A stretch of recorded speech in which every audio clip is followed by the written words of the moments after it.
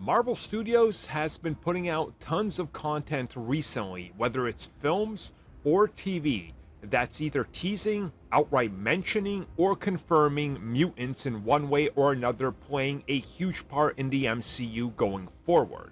We of course already saw mutants in Doctor Strange in the Multiverse of Madness, and there's been mentions of mutants already in the MCU. For example, Kamala Khan, Miss Marvel, and characters that appeared in She-Hulk were already mutants. But now, thanks to Black Panther Wakanda Forever, we know that this isn't something that's brand new. Mutants have been around for at least 450 years. So, spoiler warning, I guess, if you haven't seen Black Panther Wakanda Forever, but I assume if you're watching this channel, you probably have. So, yeah, let's talk about mutants. So, during the course of Black Panther Wakanda Forever, we of course catch up with Namor, telling up his backstory and how he came to be. And it is revealed to us that he was born in 1571.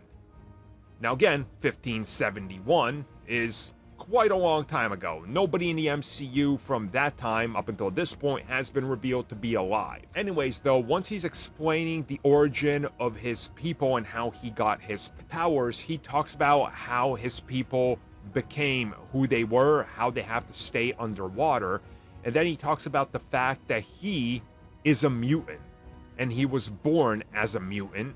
He of course had the wings on his feet. So if we just do simple math, so far he is the earliest confirmed mutant that we have in the MCU over 450 years ago.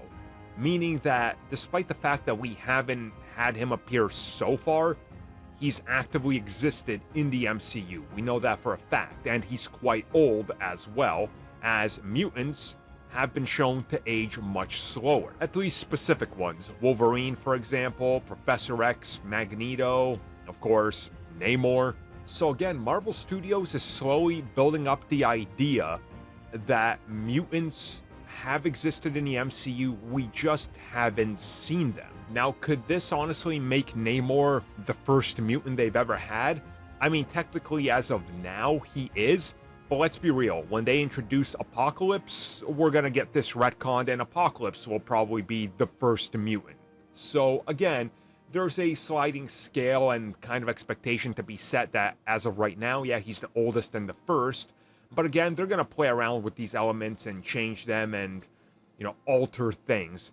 But again, this is a big confirmation that just because we haven't had the mutant gene mentioned, it doesn't mean it didn't exist and the mutants didn't exist.